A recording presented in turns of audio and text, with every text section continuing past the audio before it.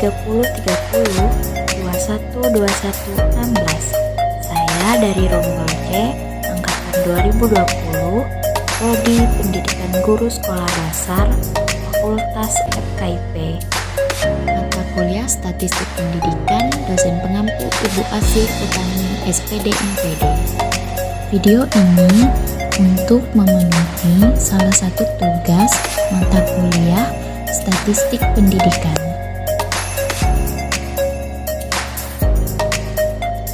Pada video kali ini kita akan membahas tentang uji prasyarat, yang dimana ada uji normalitas dan uji homogenitas.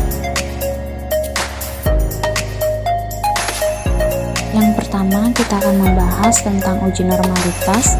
Uji normalitas data adalah uji prasyarat tentang kelayakan data untuk dianalisis dengan menggunakan statistik parametrik atau non-parametrik.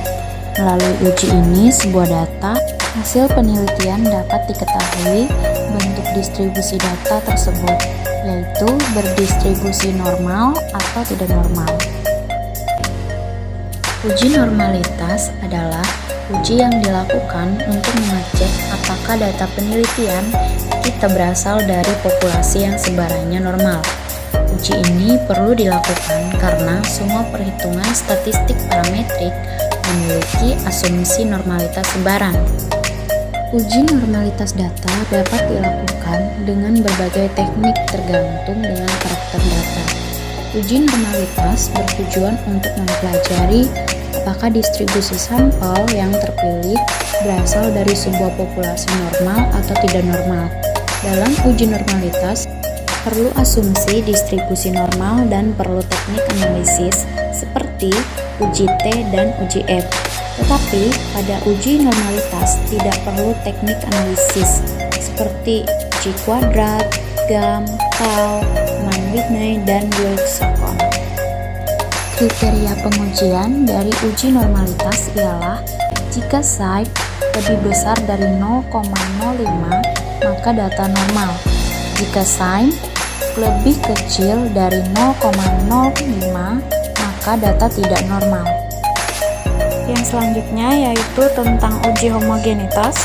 Uji homogenitas data adalah uji persyaratan analisis tentang kelayakan data untuk dianalisis dengan menggunakan uji statistik tertentu.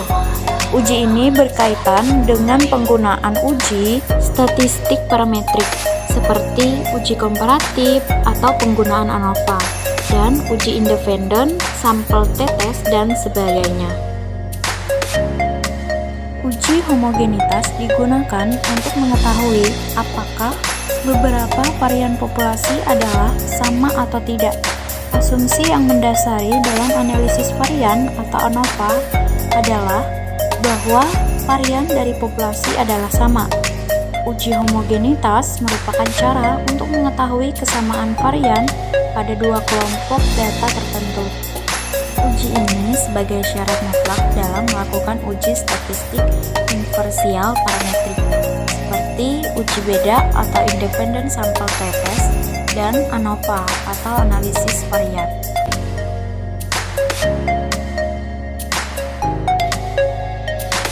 Menguji normalitas data dengan cara manual. Menguji normalitas data dapat diuji dengan uji chi-square. Uji ini dilakukan dengan cara membandingkan kurva normal data empiris. Apabila kedua kurva tidak berbeda signifikan, maka bisa data ini dikatakan berdistribusi normal. Adapun langkah-langkah pengujiannya sebagai berikut. A. Merumuskan hipotesis. HO data berdistribusi normal. HA data tidak berdistribusi normal. Yang B. Merancang analisis untuk menentukan taraf kesalahan atau signifikan A dan jenis pengujian. Terdapat beberapa taraf kesalahan atau disignifikan yaitu 5%, 10%, 25%, dan sebagainya. Pada bidang pendidikan, eksta, dan ilmu psikologi menggunakan taraf signifikan 5%. Dan untuk pengujiannya, penggunaan uji chi-square. Yang ke C, yaitu menganalisis sampel dengan menentukan nilai X kuadrat hitung dan nilai X kuadrat tabel. Yaitu yang pertama, menentukan X kuadrat tabel bisa dilihat pada X kuadrat tabel pada lampiran dengan memperhatikan derajat kebebasan dan taraf signifikan. Menentukan derajat kebebasan menyesuaikan kurva normal baku. Pembahasan ini menggunakan kurva normal baku terdiri dari 6 interval lampiran kurva normal baku sehingga derajat kebebasannya 6 dikurang 1 sama dengan 5. Kemudian menentukan X kuadrat hitung, di mana rumusnya bisa teman-teman lihat pada layar teman-teman, bisa dilihat ya. Untuk FO sama dengan presentasi kelas sesuai dengan kurva normal, X jumlah data keterangan, X kuadrat sama dengan C square, FO sama dengan frekuensi data empiris berdasarkan kelas interval, untuk FH sama dengan frekuensi harapan data empiris berdasarkan kelas interval, dan untuk FO dikurang FH sama dengan selisih. Yang selanjutnya yaitu hasil analisis sampel dengan membuat keputusan berupa penerimaan atau penolakan HO dan seterusnya. Apabila X kuadrat hitung lebih kecil dari X kuadrat tabel, maka HO diterima dan HA ditolak. Untuk E, hasil interpretasi sampel memaknai hasil analisis sampel berupa jawaban dari hipotesis yang telah ditentukan. Baik, yang selanjutnya yaitu kita akan menguji homogenitas data dengan cara manual. Berikut langkah-langkah menguji homogenitas dengan menggunakan uji F. Yang A, merumuskan hipotesis dengan menetapkan HO dan HA. Bisa dilihat pada tabel yang tertera pada layar, di mana di situ terdapat hipotesis verbal dan hipotesis matematis. Baik, yang selanjutnya yaitu B, merancang analisis dengan menetapkan taraf signifikan alfa 5% dan melakukan jenis pengujian yakni uji F. Selanjutnya yang C, melakukan analisis sampel dengan menentukan nilai F tabel dan nilai F hitung. Menentukan nilai F tabel bisa dilihat pada pedoman F tabel dengan memperhatikan derajat kebebasan dan taraf signifikan. Menentukan nilai F hitung dengan rumus F sama dengan S kuadrat besar per S pangkat 1 kecil, dengan S kuadrat besar sama dengan varian yang nilainya terbesar.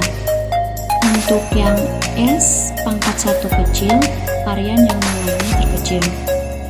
Selanjutnya yaitu D, menganalisis sampel dan menginterpretasikan, di mana hasil analisis sampel adalah keputusan berupa penerimaan atau penolakan HO dan sebaliknya. Apabila F hitung lebih kecil dari F tabel, maka HO diterima dan HA ditolak.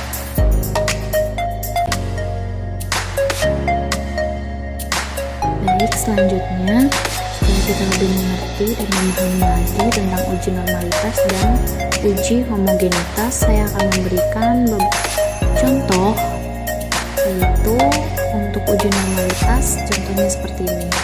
Uji normalitas ini menggunakan metode Kolmogorov-Smirnov atau uji KS. Untuk menentukan normalitas dari data yang diuji, cukup dengan membaca nilai Asim, Saik, 2, Taylor. Syarat data berdistribusi normal apabila nilai Saik atau 2 Taylor yang diperoleh dari hasil perhitungan lebih besar dari tingkat alfa 5% atau Saik 2 Taylor lebih besar dari 0,05. Output hasil uji normalitas menggunakan SPSS versi 16.0 Windows dapat dilihat berdasarkan tabel berikut. Tabel hasil uji normalitas berikut ini bisa teman-teman lihat pada layar ya. Semoga teman-teman mengerti. Pengambilan keputusan dari hasil uji normalitas menggunakan metode Kolmogorov-Smirnov uji KS adalah sebagai berikut. Yang pertama, jika nilai Asim Psi to Taylor lebih besar dari 0,05, dapat disimpulkan bahwa data berasal dari populasi yang berdistribusi normal. Kemudian untuk yang kedua, jika nilai Asim Psi to Taylor kurang dari 0,05, dapat disimpulkan bahwa data berasal dari populasi yang berdistribusi tidak normal. Berdasarkan hasil uji normalitas data pretest, diketahui bahwa data tersebut memiliki nilai Asim Psi to Taylor sebesar 0,135. Dengan demikian, karena nilai 0,135 lebih besar dari 0,05, maka dapat ditarik kesimpulan data pretest berdistribusi normal.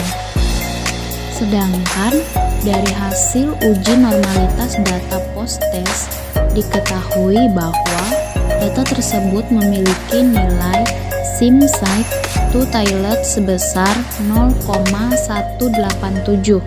Dengan demikian, karena nilai 0,187 lebih besar dari 0,05, maka dapat ditarik kesimpulan data post-test berdistribusi normal.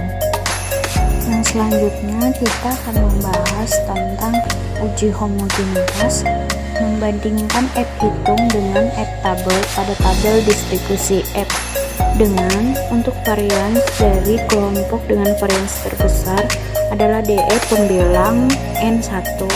Untuk varians dari kelompok dengan varians terbesar adalah DE penyebut N1. Jika F hitung kurang dari F tabel berarti homogen. Jika F hitung lebih besar dari F tabel berarti tidak homogen. Ini adalah hasil dalam bentuk tabel, dimana di sini terdapat ada X1 yaitu pretest, kemudian X2 itu posttest, X1 kuadrat, kemudian X2 kuadrat. Di sini ada 15 jumlah keseluruhannya. Untuk X1 pretest jumlah keseluruhannya itu ada 109. Untuk X2 posttest yaitu 1014. Kemudian X1 kuadrat ada 55.283. Kemudian X2 kuadrat ada 68.620. Sekarang kita akan mencari Sx1 kuadratnya menggunakan rumus. Teman-teman bisa lihat rumusnya. Kemudian kita bisa memasukkan angka yang sudah kita dapatkan tadi dari jumlah keseluruhannya. Berikut angka-angkanya. Jadi setelah kita memasukkan semua rumusnya tadi sudah didapat, yaitu Sx1 nya 7,02.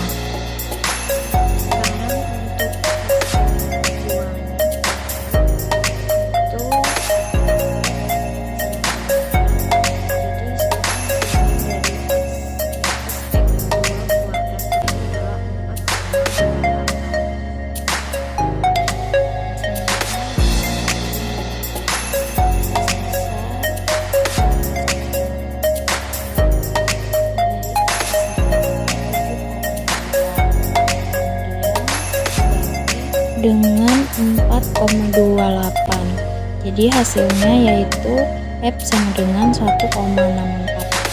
Selanjutnya ada K titik koma N dikurang K, keterangan N sama dengan jumlah sampel, K sama dengan jumlah variabel. Nah, dari data di atas diketahui bahwa nilai K sama dengan 2 dan nilai N sama dengan 15. Dari rumus yang ada, K titik koma N dikurang K maka menghasilkan angka 2 titik koma 15 dikurang 2 sama dengan 2,13. Angka ini kemudian menjadi acuan untuk mengetahui F-tabel pada distribusi nilai F-tabel statistik.